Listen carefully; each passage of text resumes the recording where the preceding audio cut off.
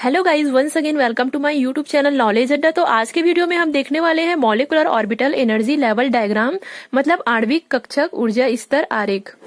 यहाँ पे हम जो एग्जाम्पल लेने वाले हैं वो है नाइट्रोजन मॉलिक्यूल N2। इससे पहले मैंने आप लोगों को और भी मॉलिक्यूल के बारे में जो है वो एनर्जी लेवल डायग्राम जो है वो बताए हैं।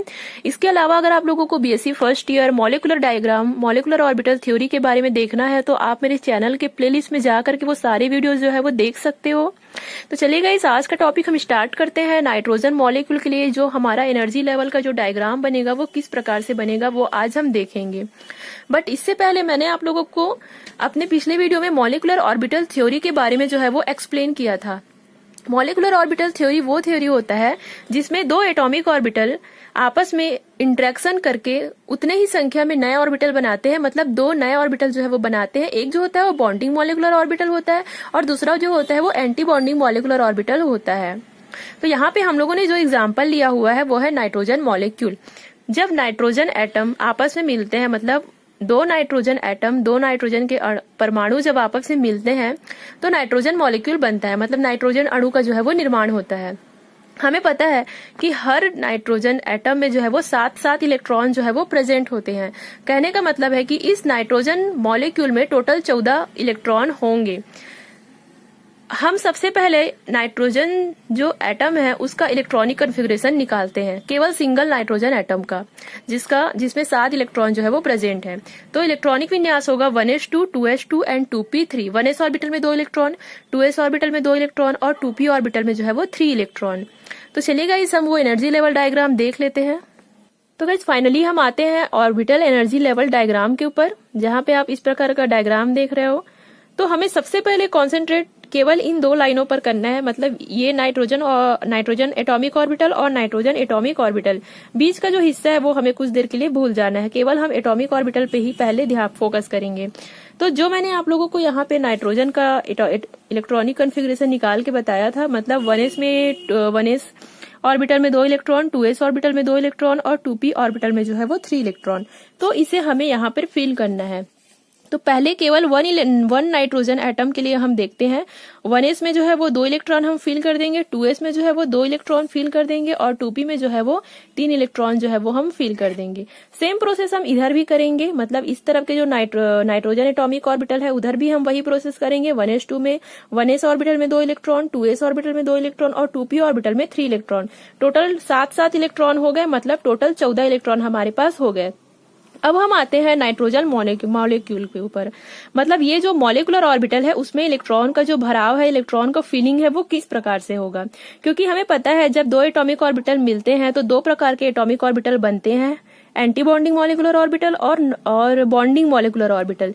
जो एंटी बॉन्डिंग मॉलिक्यूलर ऑर्बिटल है उसे सिग्मा स्टार 1s से जो है वो हम दर्शाएंगे, और जो बॉन्डिंग मॉलिक्यूलर ऑर्बिटल रहेगा उसे नॉर्मल हम सिग्मा 1s करके जो है वो लिखेंगे। तो अब क्वेश्चन ये आता है कि जो इलेक्ट्रॉन का जो फीलिंग है वो पहले कौन से ऑर्बिटल में जो है वो होगा। तो यहाँ पे आप लोग देख रहे हो एनर्जी, मतलब कम एनर्जी से जो है वो, मतलब कम, ये जो एनर्जी लेवल है वो निम्न ऊर्जा स्तर से उच्च ऊर्जा स्तर की ओर जा रहा है, मतलब लो एनर्जी लेवल से हाई एनर्जी लेवल की ओर जो है वो जा रहा है। तो चलिए हम लोग सबसे पहले 1s ऑर्बिटल के लिए देख लेते हैं। ये जो 1s ऑर्बिटल के पास हमें पता है कि टोटल 4 इलेक्ट्रॉन जो है वो प्रेजेंट है। तो जो पहले का 2 इलेक्ट्रॉन है वो सिग्मा 1s में जाएगा, क्योंकि ये जो ऑर्बिटल है वो कम ऊर्जा स्तर वाला है। फिर उसके बाद जो है वो इलेक्ट्रॉन का जो फीलिंग है वो सिग्मा स्टार 1s में जाएगा, क्योंकि ये जो है वो सिग्मा 1s की अपेक्षा इसका जो ऊर्जा लेवल है वो थोड़ा सा ज्यादा है, मतलब जो एनर्जी लेवल है वो थोड़ा सा ज्यादा है। तो इस प्रकार से ये हो गया। उसके बाद हम 2s ऑर्बिटल में जाते हैं। सेम यहाँ पे भी यही प्रोसेस होगा। सिग्मा 2s में पहले 2 इलेक्ट्रॉन जो है वो फिल होगा, उसके बाद सिग्मा स्टार 2s में जो है वो 2 इलेक्ट्रॉन जो है वो हम लोग यहाँ पे भर देंगे। उसके बाद हम 2p ऑर्बिटल की तरफ आते हैं। 2p हमें देखते हैं कि प्रत्येक p कक्षक में जो है वो 1 इलेक्ट्रॉन जो है वो प्रेजेंट है दोनों साइड, 2p3 और 2p3। तो यहाँ पे जो मॉलिक्यूलर ऑर्बिटल है वो इस प्रकार से है, पाई 2px, पाई 2py और सिग्मा 2pz। तो जो इलेक्ट्रॉन है यहाँ पे आप लोग देख रहे हो टोटल 6 इलेक्ट्रॉन जो है वो प्रेजेंट है, मतलब दोनों मिलाकर के, दोनों एटॉमिक ऑर्बिटल मिलाकर हम देखें तो टोटल हमारे पास 6 इलेक्ट्रॉन प्रेजेंट है। तो जो 6 इलेक्ट्रॉन है इस ऑर्बिटल में जो है वो आकर के भर जाएंगे। कहने का मतलब है कि यहाँ भी अबाउ का नियम जो है वो लागू हुआ। पहले जो इलेक्ट्रॉन जो है वो कम ऊर्जा स्तर वाले ऑर्बिटल में भरेगा, उसके बाद जो इलेक्ट्रॉन है वो उच्च ऊर्जा स्तर वाले इलेक्ट्रॉन में जो है वो फिल होगा। मतलब लो एनर्जी लेवल से हाई एनर्जी लेवल की तरफ जो है वो ये जाता जाएगा। तो यहाँ पे हम देखते हैं कि π2px, π2py और σ2pz में 6 इलेक्ट्रॉन जो है वो आ गए। और एक चीज और, हर ऑर्बिटल में दो इलेक्ट्रॉन जो है वो आ सकते हैं, 2 से ज्यादा इलेक्ट्रॉन हम यहाँ पे नहीं भर सकते। तो यहाँ पे हम देखते हैं σ*2pz, π*2px, π*2py में कोई भी इलेक्ट्रॉन जो है वो प्रेजेंट नहीं है। तो इस प्रकार से हमारा बन गया एनर्जी लेवल डायग्राम। बस आपको इसमें ये याद रखना है कि जो निम्न ऊर्जा स्तर वाला जो ऑर्बिटल है उसमें इलेक्ट्रॉन जो है वो पहले भरेंगे, उसके बाद हम उच्च ऊर्जा स्तर वाले मतलब हाई एनर्जी लेवल वाले जो ऑर्बिटल रहेंगे उसमें जो है वो इलेक्ट्रॉन को फिल करेंगे, क्योंकि इसका नाम ही है एनर्जी लेवल डायग्राम। हम देखते हैं, हमें पता है प्रत्येक नाइट्रोजन एटम में 7 इलेक्ट्रॉन होते हैं, इसलिए नाइट्रोजन अणु में 14 इलेक्ट्रॉन होंगे। आपको ये सब चीज लिखना जरूरी है गाइस। अतः नाइट्रोजन मॉलिक्यूल का जो इलेक्ट्रॉनिक कन्फिग्रेशन होगा, तो जिस हिसाब से हम लोगों ने इलेक्ट्रॉन को फील किया है उसी हिसाब से हम लोग इसका इलेक्ट्रॉनिक कन्फिग्रेशन निकालेंगे। तो यहाँ पे देख रहे हो सिग्मा, इसका इलेक्ट्रॉनिक कन्फिग्रेशन होगा σ1s2, σ*1s2। तो गाइस आप लोगों ने जिस क्रम में इलेक्ट्रॉनों को भरा है ना, उसी क्रम में हम लोगों को लिखना है। जैसे हम लोगों ने पहले σ1s में भरा, फिर σ*1s में, तो ये वही है। फिर हम लोगों ने σ2s में इलेक्ट्रॉन फिल किया, फिर σ*2s में, फिर π2py में, फिर π2px में, एक साथ हम लोगों ने किया टोटल 4 इलेक्ट्रॉन। फिर हम लोगों ने σ2pz में जो है वो इलेक्ट्रॉन जो है वो फिल किए। अब अगर हम बॉन्ड ऑर्डर निकालते हैं इसका, तो कैसे होगा? नॉन बॉन्डिंग ये जो number of bonding molecular orbital, number of anti bonding molecular orbital में कितने कितने इलेक्ट्रॉन है ये हम देखेंगे।